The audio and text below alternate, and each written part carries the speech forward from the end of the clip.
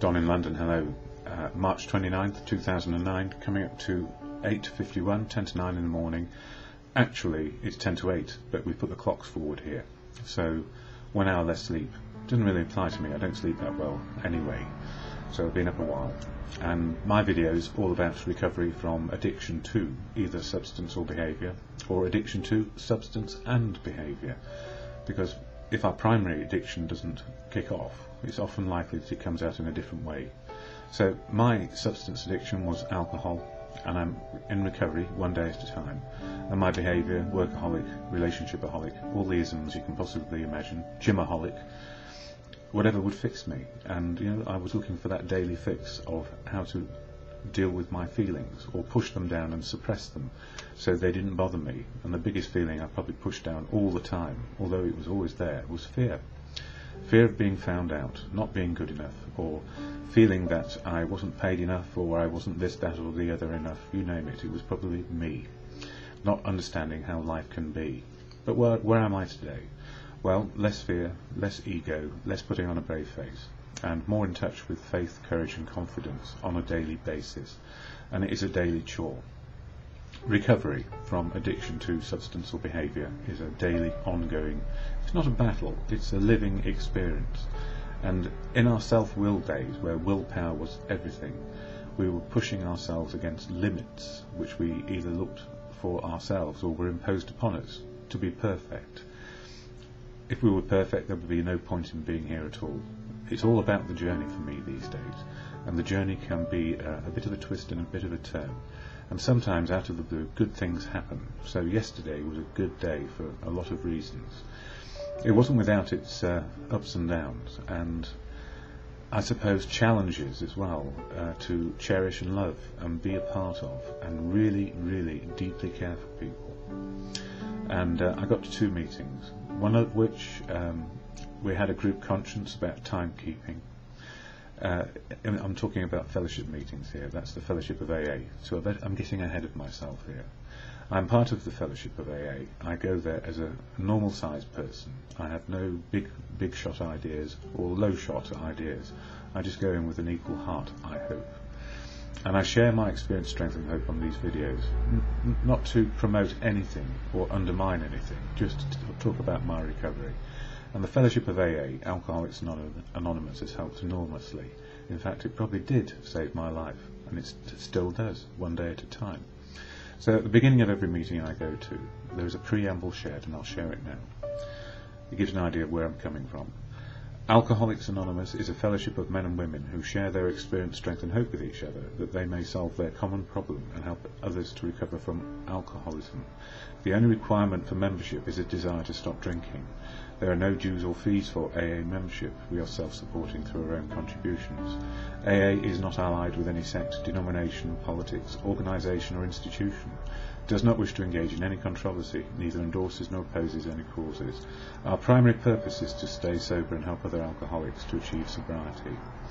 And I went to 2 meetings yesterday. The first one, all about Tradition 3, which is all about having a desire to stop drinking, being the only, I suppose, entrance qualification to be in the fellowship of AA, and it's good. It is the only one. In the past, there were somebody tried to make a list of all the rules and regulations for attendance at AA fellowship meetings, or to be part of the fellowship, and the list got to a mile long, and then everybody realised there is only one reason for coming to AA, and that's simply a desire not to drink a day at a time. So it opens the door to everyone and everybody, and does not offer prejudice in any shape or form against anyone for any reason.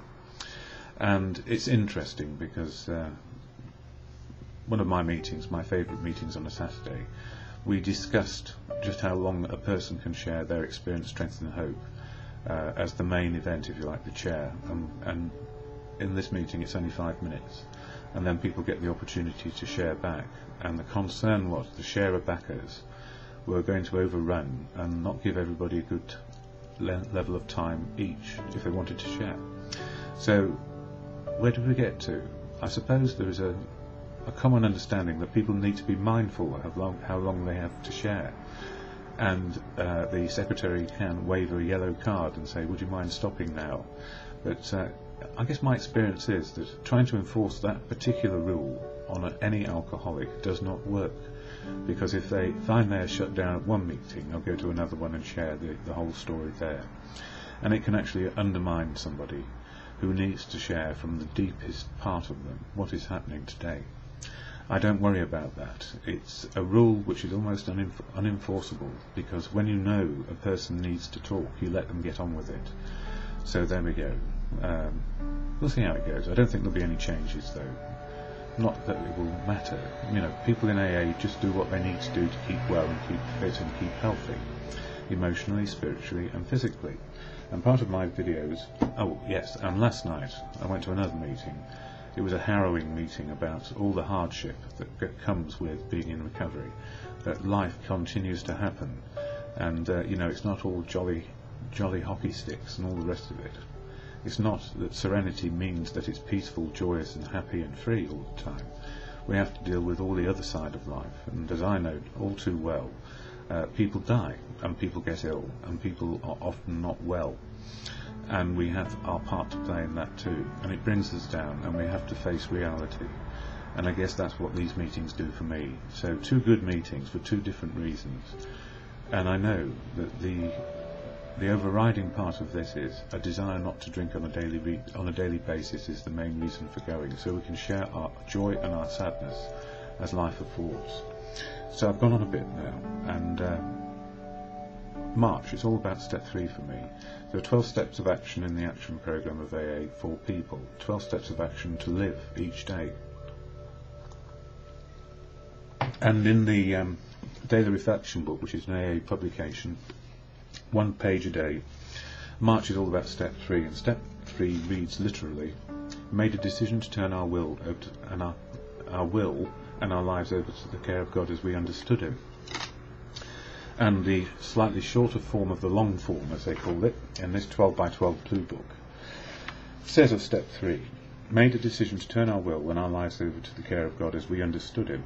So it's as you understand God, not as I understand God. We will have our own separate ideas about that. Step 3 is like opening a locked door. How shall we let God into our lives? Willingness is the key. Dependence as a means to independence. Dangers of self-sufficiency. Turning our will over to a higher power. Misuse of willpower. Sustained and personal exertion necessary to conform to God's will, or good conscience, or the truth of now. All those things are so important. And, you know, self-will and intellect kept me drinking far too long. It gave me every coping strategy in the book of life and kept me out drinking. But my best feelings these days, the emotional spiritual connection to now, keep me sober and going to meetings of AA, because on a daily basis I get a bit of sustenance to keep on track and be a part of, to be included. So March 29th in this book, Daily Reflection, says trusted servants. They are trusted servants. Theirs is sometimes the thankless privilege of doing the group's chores, like the secretary trying to wave a card at somebody who's overly long in their sharing. In Zorba the Greek, Nikos Kazan, whatever it says, describes an encounter between his principal character and the old man busily at work planting a tree. What is it you're doing? Zorba asks. The old man replies, you can see very well what I'm doing, my son. I'm planting a tree. But why plant a tree? Zorba asks. If you won't be able to see it. Here we go. But why plant a tree? Zorba asks. If you won't be able to see it bear fruit. And the old man answers, I, my son, live as though I was never going to die. The response brings a faint smile to Zorba's lips. As he walks away, he exclaims with a note of irony, how strange I live as though I were going to die tomorrow. As a member of Alcoholics Anonymous, I have found that the third legacy is a fertile soil in which to plant the tree of my sobriety. The fruits I harvest are wonderful: peace, security, understanding, and 24 hours of eternal fulfillment. And with the soundness of mind to listen to the voice of my conscience when in silence it gently speaks to me, saying, you must let go in service. There are others who must plant and harvest. I know I stumbled over that, but the point is for me that it makes my life work just one day at a time.